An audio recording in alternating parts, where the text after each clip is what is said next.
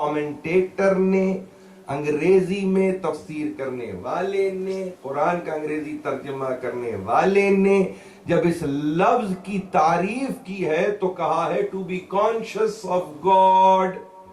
اب یہ لفظ کانشیس یا کانشیسنس کی جب بات آتی ہے، میں نے عرض کیا ہے آپ سے، یہ عالم جو نفسیات کے ہیں انہوں نے اس کو لے لیا ہے اس لفظ کو، لیکن اس سے فرق نہیں پڑتا.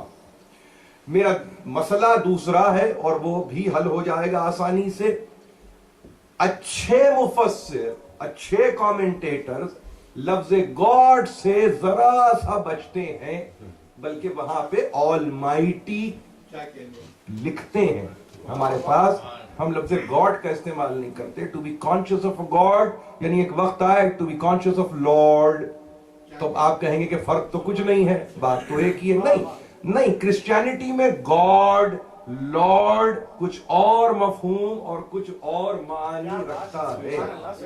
لیکن جب آپ آل مائٹی کہتے ہیں تو اس کا مطلب یہ ہے کہ اپنے آپ کو آپ نہ صرف یہ کہ ایک انفرادیت کی منزل پر لاتے ہیں، بلکہ کھل کے اپنے عقیدہ توحید کا اظہار بھی کرتے ہیں جو حامل قدرت ہے، جو حامل قدرت ہے. Almighty, to be conscious of almighty. انگریزی نے اتنی ترقی کی کہ اس نے ابھی اپنے آپ کو اس منزل کمال پر پہنچایا اور یہ کہہ دیا کہ ذکر کے معنی to be conscious of almighty یا to be conscious of God, یہ تو ہو گیا ذکر کے تعلق سے.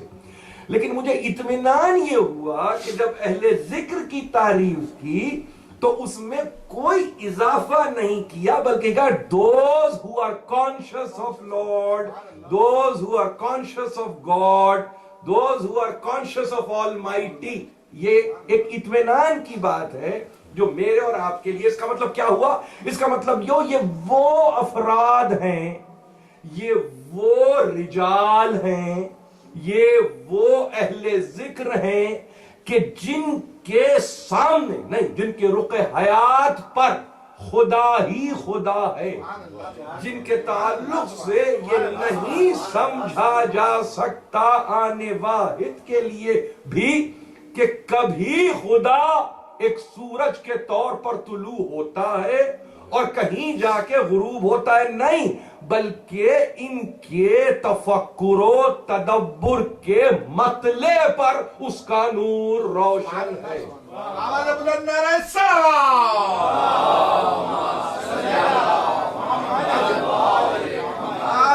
آپ ہی کی سماعتوں کو اپنی قوت بناتے ہوئے اس مضمون کو یقین جانیے کہ آپ تک پہنچا رہا ہوں. مجھے نہیں معلوم کہ یہ کیا میں سودا کر رہا ہوں، آپ ہی کی چیز آپ ہی کے حوالے کر رہا ہوں، مجھے نہیں معلوم یہ کیا سودا ہے. عجیب سودا ہے، مگر بہرحال اطمینان مجھے مل رہا ہے. مجھے نہیں معلوم آپ کو کتنی طمانینت ملتی ہے، مگر مجھے انتہائی اطمینان ملتا ہے، خاص طور پہ نوجوان بچوں کی.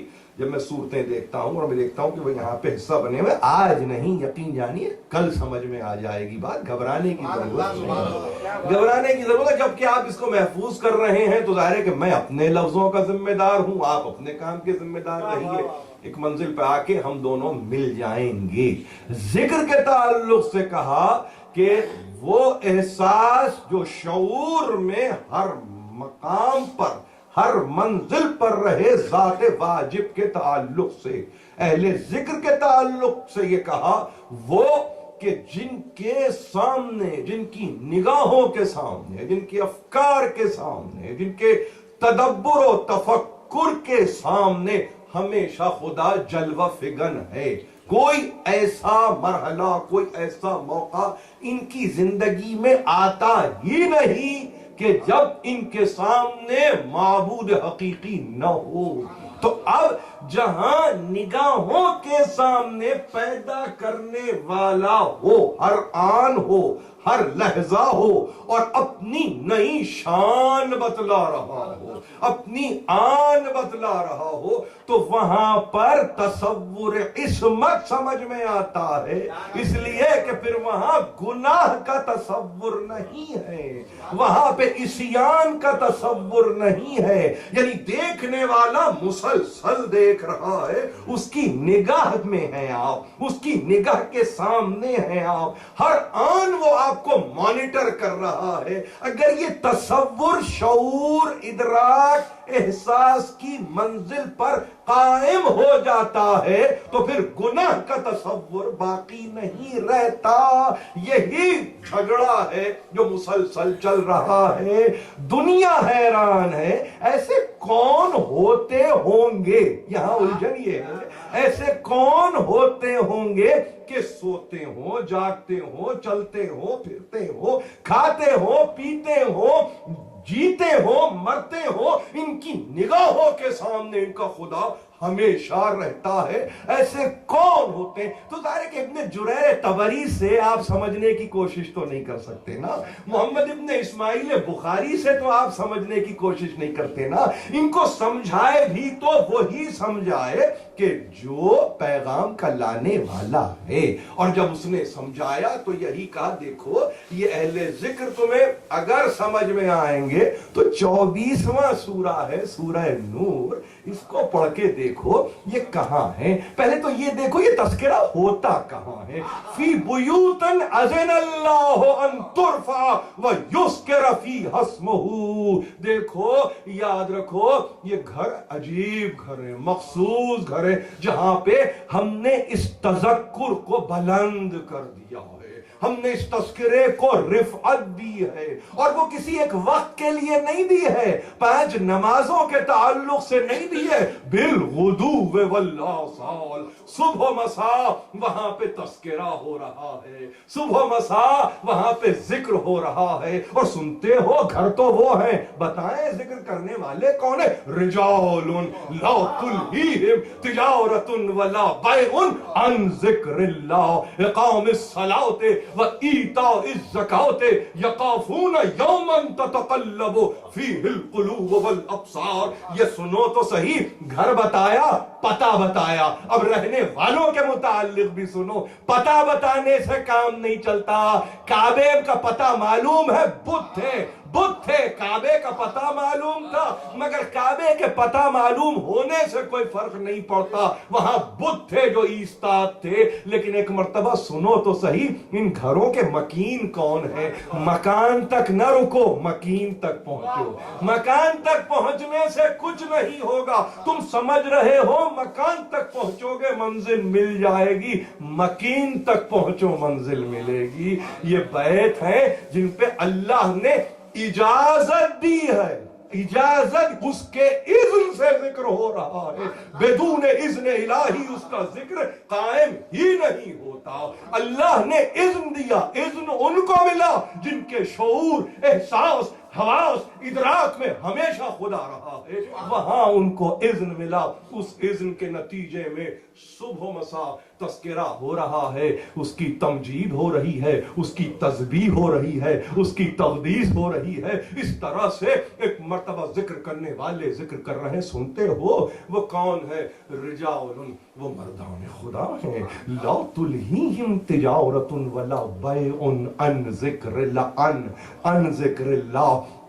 ان کو دنیا کی تجارت، دنیا کا بیع و شراء، خرید و فروخت ان کو متاثر نہیں کرتی، ذکر الہی سے ان کو غافل نہیں کرتی۔ ان کا کام ہی یہ ہے کہ یہ نمازوں کو قائم کرتے ہیں۔ پڑھنا لفظ آپ اضافہ کیجئے، یہ نمازوں کو قائم کرتے ہیں، نمازیں ان سے قائم ہیں۔ آپ پڑھنے کے حوالے یا پڑھنے کے تعلق سے گفتگو نہ کریں، نماز کے قیام کی گفتگو ہو رہی ہے، نماز کے پڑھنے کے تعلق سے گفتگو نہیں ہے۔ پوری امت نماز پڑھ رہی ہے، قائم امت نماز نہیں کرتی۔ قائم نمازوں کو یہ کرتے ہیں، زکوٰۃ کو یہ دیتے ہیں، عطا کرتے ہیں، اس کی دین ہے، دینے والے کی دین، اور پھر ایک مرتبہ یہ آگے بڑھا دیتے ہیں، یخافون یوما تتقلب فیہ القلوب والابصار۔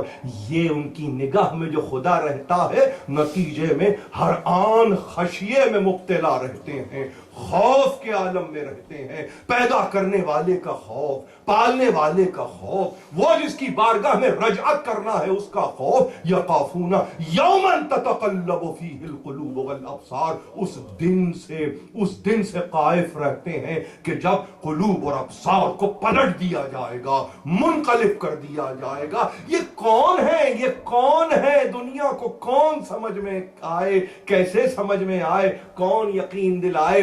دیکھیں, ذکر قرآن کی اصطلاح, اہل ذکر قرآن کی اصطلاح, اس کو قرآن سے باہر رہ کے سمجھنے کی کوشش نہ کریں. میں آپ سے عرض کروں, ایک مطالبہ میرا یہ ہے اپنے سننے والوں سے, قرآن کی اصطلاحات کو اولاً قرآن میں تلاش کیجئے, حدیث میں بھی پہلے نہ دیکھیے, پہلے دیکھیں کہ قرآن میں یہ اصطلاحات استعمال کیسے ہوئی ہیں. آسانی پیدا کرنا اگر دین میں چاہتے ہیں, یہ سمجھ کر نہیں کہتا ہوں کہ آپ میرے غیر ہیں, یہ سمجھ کر کہہ رہا ہوں کہ آپ میرے اپنے ہیں, اطمینان سے کہہ رہا ہوں. ان تصورات کو دیکھنا ہے, قرآن میں تلاش کیجئے. جب قرآن میں تلاش کر چکے تو دیکھیں کہ حدیث نے ان اصطلاحات کو صرف کیسے کیا ہے, ان اصطلاحات کو برتا کیسے ہے. پھر اس کے بعد آپ دیکھیں کہ مورخ کیا لکھتا ہے, پھر دیکھیں مستشرق کیا کہتا ہے, پھر دیکھیں کہ آپ کا فلسفہ بیان کرنے والے وہ علماء فلسفہ وہ کیا کہتے ہیں. ایک ترتیب ہے, ایک آرڈر ہے. آپ نے لیا لفظ ذکر, چلے گئے صوفی کی بارگاہ پہ, کہاں ذکر سمجھ میں آئے گا. آپ نے لیا لفظ اہل ذکر, چلے گئے سما کی محفلوں میں, کہاں اہل ذکر سمجھ میں آئے گا. پہلے قرآن میں دیکھیے, پھر حدیث کا مطالعہ کیجئے, پھر علماء اسلام سے رجوع کیجئے, اس کے بعد دیکھیے کہ اس جگہ اس لفظ کی مسند کیا ہے, مقام کیا ہے, اس کی منزلت کیا ہے. آسان نہیں ہے, بہت مشکل مرحلہ ہے, بشرطے کہ انسان یہ چاہے کہ وہ قرآن سے رجوع کرے اور حدیث کو پھر ایک مرتبہ دیکھے. ایک منزل ہے, اس کو بھی سمجھنے کی ضرورت ہے. یہ کون لوگ ہیں؟ سب سے اہم ترین بات یہ ہے کہ سمجھے تو یہ رجال ہیں کون, یہ کون ہے جن کا تذکرہ ہو رہا ہے. قرآن مجید نے ایک اور منزل پہ گفتگو کرتے ہوئے کہا, دیکھو سمجھو تو صحیح, جانو تو صحیح, یہ کون ہے. تمہیں سمجھ میں آئے گا. آل عمران میں هو الذی انزل علیک الکتاب منہ آیات محکمات ہن ام الکتاب واخر متشابہات فاما الذین فی قلوبہم زیغ فیتبعون ما تشابہ منہ ابتغاء الفتنہ وابتغاء تاویلہ. میں ترجمہ کر دوں, وہی تو ہے جس نے تم پر کتاب کو نازل کیا. وہ کتاب کنسسٹ کرتی تھی کاہے پر, آیات پر. آیات گویا نشانیاں یا ورسز کہہ دیجئے انگریزی میں. اس میں ظاہر ہے کہ محکمات بھی ہیں جو اصل کتاب ہیں, متشابہات بھی ہیں جو کتاب ہی کا حصہ ہیں, کتاب سے جدا نہیں ہے. مگر کیفیت کیا ہوئی, متشابہات کو اب جب دیکھا تو اس کو بجائے اس کے کہ اپلائی کرتے محکمات پر, انہوں نے متشابہات میں ایک زیغ کسی کیفیت پیدا کری, ایک کجی کسی کیفیت پیدا کری. اور جب کجی پیدا کی تو نتیجے میں کیا ہوا, دو وجوہات تھیں جن کی وجہ سے یہ زیغ پیدا ہو رہا تھا. ایک ظاہر ہے کہ یہ اس کو چاہتے تھے, یہ چاہتے تھے وابتغاء الفتنہ, اس سے کنٹروورسی پیدا ہو جائے, اس سے کنٹروورسی پیدا ہو جائے, اس سے فساد پیدا ہو جائے. اور دوسری صورت وابتغاء تاویلہ, وہ چاہتے تھے کہ اس کی تعویل ہو اپنے انداز کے ساتھ. دیکھیے یہ قرآن ہے, یا فتنہ برپا کر دیں متشابہات کے نتیجے میں, یا تعویل ایسی کریں جس کے نتیجے میں معنی بدل جائیں. وما یعلم تعویلہ الا اللہ والراسخون فی العلم, یہ جانتے نہیں ہیں جس تعویل کے لیے ساری زندگی اپنے آپ کو یہ لگا رہے ہیں, یہ ان کے بس کی بات ہی نہیں ہے. اس لیے کہ ان آیتوں کی تعویل یا اللہ جانتا ہے, یا وہ جو نالج میں ڈیپلی روٹڈ ہو, جو راسخ فی العلم ہو, جو ایمبیڈڈ ہو نالج کے اندر, ان کے سوا کوئی اور نہیں جانتا. ان کا رسوخ ہے علم میں. عجیب بات یہ دیکھیے, جن کا رسوخ ہو علم میں. اب یہ لفظ اردو زبان میں کیسے استعمال ہوتا ہے مجھے اس سے دلچسپی نہیں ہے. قرآن یہ کہہ رہا ہے راسخ فی العلم. آپ کہیں سرشار تو کم ہے, آپ کہیں ڈوبے ہوئے تو کم ہے, آپ کہیں اترے ہوئے تو کم ہے, آپ کہیں بسے ہوئے تو کم ہے. راسخ فی العلم.